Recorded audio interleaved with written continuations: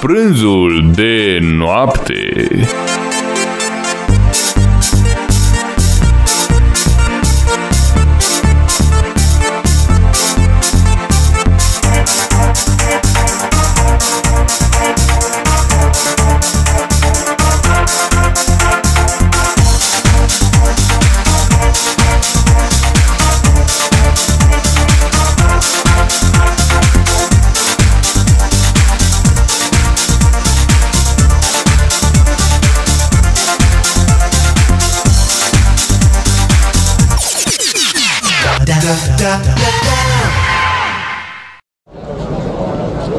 Bună ziua, cât costă o pâine?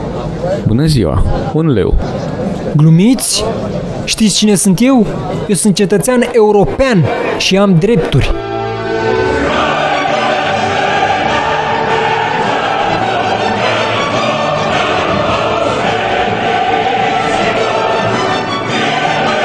Bucuria de a fi cetățean european doar la Radio Lactate.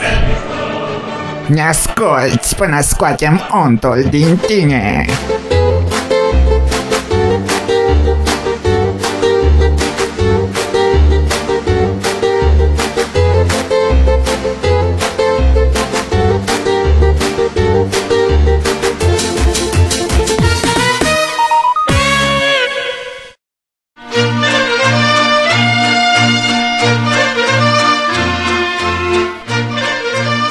Bună seara și bine v-am regăsit la Silvicultura Minut cu Minut, o emisiune cu și despre copaci.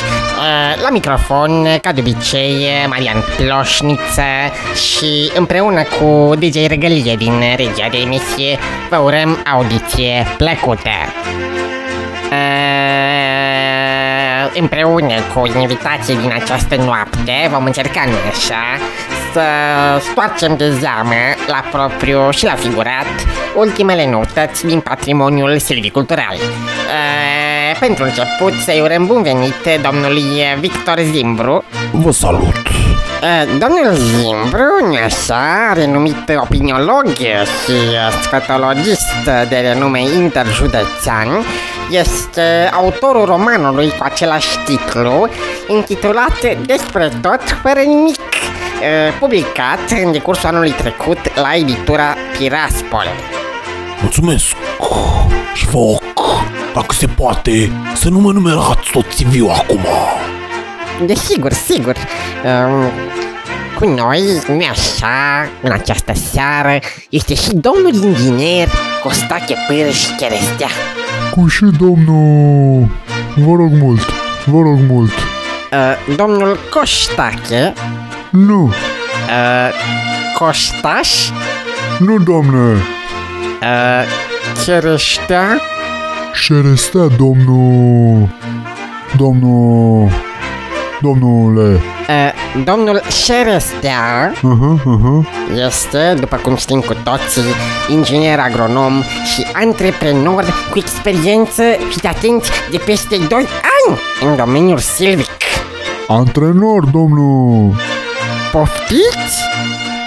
Antrenor. Sunt antrenor de squash și la mine în sat, domnul. Domnule antrenor, ați putea să ne spuneți și nouă cum s-a întâmplat, domne? Cum v-a venit ideea să vă apucați de această nobilă meserie, de altfel, aceea de inginer silvic? Păi știți, e o tradiție de familie. Pe tata îl chema Silviu. Serios? Nu, glumeț. Glumeț, poate, când bea capocul. Totuși, să știți că am aflat din sursele mele că aveți, așa, un proiect în acest domeniu, în domeniul silvic. Un proiect foarte bine pus la punct și, dacă sunteți destul de buni, puteți să ne împărtășiți cum a venit, domnule, ideea. Păi, era o noapte destul de, cum să vă zic, friguroasă și stăteam la mine în pat. Așa. Și m-am culcat, că eram obosit. E obositor să stai atâta în pat. Trebuie să te mai și culci. Domnul, vă rog să nu mă mai întrerupeți. Așa, și cum ziceam, a doua zi mi-am luat 3 asociați, 3 vecini de-ai mei și am început să concepem afacerea. Și vecinii dumneavoastră lucrau tot în domeniu? Nu, domne, nu lucrau. Era șomeri amândoi. 2? Dar parcă erau 3, stimate domn inginer. 3. Păi 3 am zis. Și dumneata mă întrerupi. Și cum spuneam, ideea e că nu se mai poate, domne, cu pădurile astea. Nu se mai poate, domne. Și m-am gândit să ziceți, domne, cuvântul. Să-l revitalizez, domnul.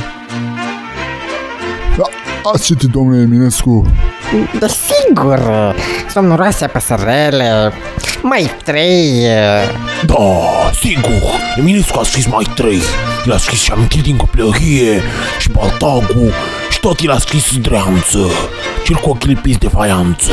Vă rog frumos, domnilor, să păstrăm totuși un limbaj decent. Absolut. N-aș vrea să întrerup doi intelectuali de calibru dumneavoastră. Domnul, v-am rugat să nu mă mai întrerupeți. Dar vă rog, continuați. Ideea este că Eminescu, încă din secolul al XVII-lea, a ridicat problema plopilor fără soț, care, firește, înainte erau cu soț, dar din cauza defrișărilor masive au fost secerați, fără milă. Foarte tragic, de altfel. Și așa au ajuns plopii fără soț, domne. Și aici este problema. Defrișări apocaliptice acum, ce mai? Parcă văd cum au fost copacii scoși, cu totul din rădăcini, ca morcovi. Și cum intenționați să rezolvați această problemă, stimate domn doctor inginer? Păi să vă zic, am dezvoltat un program de creștere a copacilor. Aud din regia de emisie că este timpul pentru un moment publicitar. Păi nu e așa, că vorbeam aici, păi ce e asta? Câtă neușinare! Publicitate.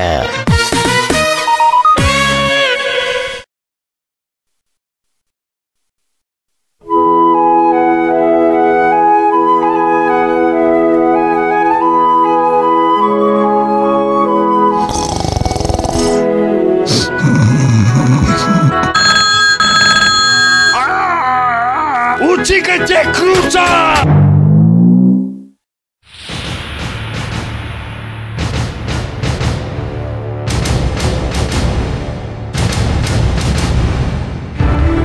Te-ai săturat să-ți sune telefonul? Te-ai săturat să fii întrerupt când dormi? Te-ai săturat să te prindă pe WC-ul? Societatea comercială Terminatorul Botoșani SRL îți oferă o gamă largă de bâte, topoare, rângi, săbi ninja, firăstraie electrice și compresoare de mare putere ca să nu-ți mai sune telefonul. Comandă cu încredere acum! Da! Ia de aici!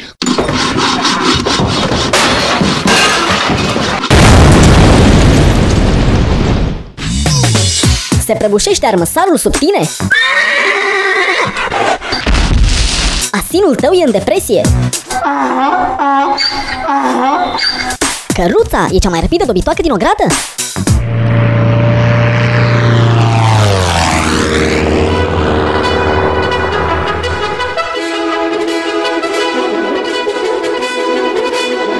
Vino acum la salonul de manicură și tuning pentru cavaline, Copita sprâncenată.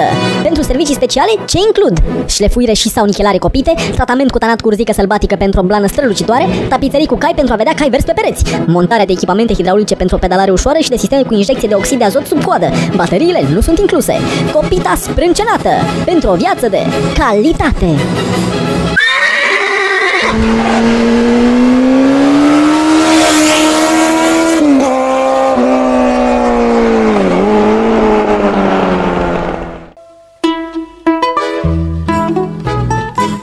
Majoritatea săpunurilor de pe piață curăță până la 99% dintre bacterii. Dar ce ne facem cu restul de 1%? Săpunul Galador este singurul care poate îndepărta ceea ce celelalte săpunuri nici nu reușesc. Adică până la 1% dintre bacterii după doar o singură spălare. Acum și în variantă cu șnur, pentru o folosire mai sigură. Galador, pentru un ten mai searbăd, mai scârbos, mai transpirat.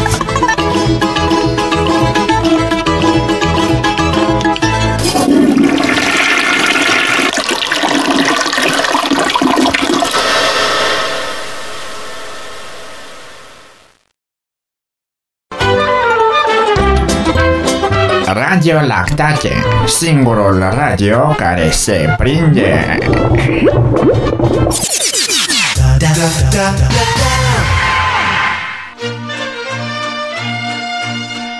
Bună seara și bine ați revenit la Silvicultura Minut cu Minut. În platou sunt vestiții Victor Zimbru și Costache Pârș Șerestea.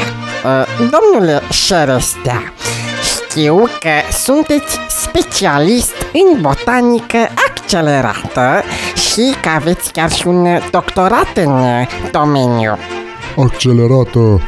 E mult spus, domne, accelerată. A fost o serie de experimente la Institutul Atestat Internațional de la Caracal. Vestit, de altfel. Adică nu e de aici de acolo. Unii a spus că sunt prea accelerate. Ca să vă dau așa un exemplu și pot să vă arăt, de exemplu, o invenție de la institut. Da, de la institut. Această pălincă de prune cu extract de gutapercă. Gustați cu încredere, domnul. Vai, vă mulțumesc. Și dumneavoastră, domnul.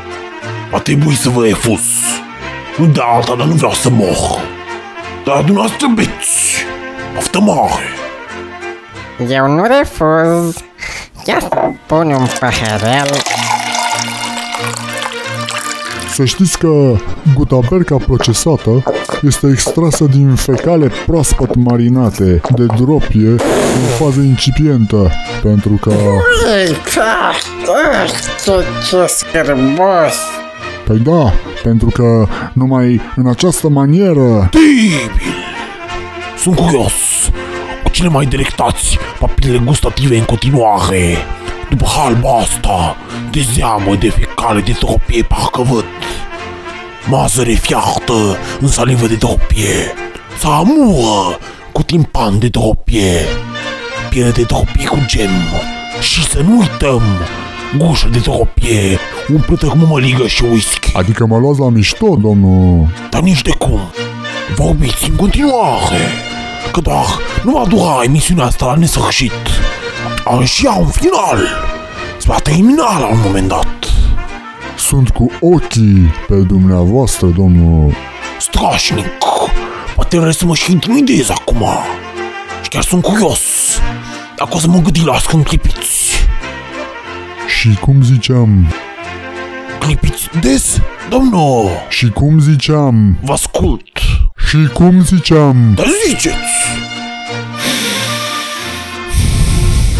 Și cum ziceam? Am vărsat niște pălincă din asta de la institut la baza arborilor dintr-o pădurice de lângă Urechești. La o beție, probabil. Și am așteptat rezultatele. Și tot așteptăm de vreo 4 ani. Numai că, vedeți dumneavoastră, am observat niște efecte secundare la fauna locală. Am înregistrat până acum, atenție, numai puțin și nici mai mult de 1479 de cazuri de veverițe leșinate, pe numărate. Dar de ce? De la miros, domne. Toată treaba asta de la institut, invenția asta, miroase parșiv, domne. Rășina? Oh, deci nu dumneavoastră erați. Am înțeles. Am zis să nu fiu nepoliticos, să spun că miroase a câine mort. Domne, dumneata miroși a necurat. Mă îndoiesc. În fine, tot ce e posibil acum, dar măcar eu nu miros a câine mort. Domne! Cel puțin Micosul meu nu-ți mută nasul de pe față. Mă scapă și de polipi. Naibii, nu mai fă la noapte acum, decât de nevastă mea că am murit în somn. Hai, gata, nu vă impacientați acum. Continuați, domnul Perș. Mai trebuie să vă spun că... Chiar trebuie. Că am pornit o inițiativă de a folosi fonduri europene pentru împodobirea copacilor din păduri, cu beteală, peculețuri și de-astea, ca să intre și silvicultura românească, domne, în spiritul Crăciunului. Teribil! Altă întrebuințare mai bună decât asta pentru fondurile europene nu există. Ar trebui eventual să puneți veverițele alea leșinate, să cânte colinde. Oricum nu le vede sau le aude nimeni, dar ele să cânte acolo. Domne, iar mă întrerupi, eu plec din emisiune. Vă rog să mă iertați acum. Domne, eu plec din emisiune, domne. Nu văd de ce ar fi asta o problemă. Da, dacă insistați atâta, vă rog, continuați. Uitați, acum vă promit că puteți continua nestingerit. Nu-i așa, domnul Zimbru? Categoric. Sper. Și după cum spuneam, Jeremy Sapă este director de program silvic în Câmpia Piteștilor și a descoperit împreună cu niște cercetători de la institut cât timp asfaltau potecile din pădure, așa, au descoperit niște creaturi umanoide care trăiau în pădure. Dar aceasta pare a fi o descoperire de-a dreptul legendară, stimabile domnule doctor inginer. Ce să zic acum? Ați găsit veriga lipsă, ce mai? Și cum sunt acești pitici ai pădurii, acești enți? Oare plătesc ei impozit? Că dacă nu, e o problemă. Parcă-i văd cum merg ei așa, de colo-colo, țup-țup, parcă sfidându-ne că nu plătesc impozit la stat. Doamne, e imposibil, domne, așa ceva. Ești incredibil, domne, ești imposibil, nu pot să vorbesc în emisiunea asta. Ești incredibil, nu se poate așa ceva. Asta e discriminare, domne. Domne, tu crezi că suntem inferior, că matale ești de la București și noi suntem din provincie. Ești incredibil, domne. Viște, hărțuiești acum la mine ca o gorilă în călduri. Da, ce pretenții pot să am de la un om care bea fecale marinate de dropie și doarme pe glănuri de câini morți? Ieși afară, porcule, cretinule, dementule, descreieratule, incompetentule. Te fac una cu pământul, auzi? Ieși afară! Dar vai, ce faceți cu scaunul ăla, domne? Elegant, ce să zic? Poate intra și o palmă acum. Domn inginer, controlați-vă! Ia de aici! Ia de aici să mai comentezi în emisiuni! Ia de aici! Ia și tu! Ia și tu să mai inviți nestărați din ăștia! Ia! Ia de aici! Dar vă rog, nu de pensiuni! Ia-mă, țărușii, ia-mă, nenorocitule! Ia-mă de aici, mă, toule! Cretinule! Ia de aici să te înveți minte, mă, nu țărușine, mă, porcule, mă, și nenorocitule! Nenorocitule, care nu am cuvinte în vocabular să zic nenorocitule, care ești dement! De dement și de prost, ești boule! Cretinilor, te scoți niște cretini și nespăraților, idioților! Hai că am plecat, că nu mai stau, că miroase urât! Proștilor, am plecat! La revedere!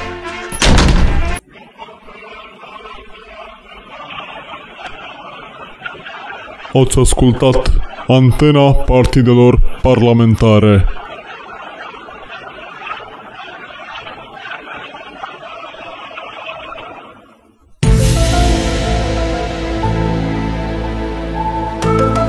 Data viitoare, la prânzul de noapte, veți asculta, fie că vreți sau nu, o emisiune intrigantă, cu invitați interesanți, fenomene paranormale și subiecte incendiare.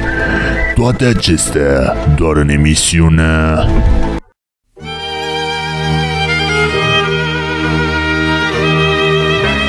Adevărul e dincoace de noi, talk show politic.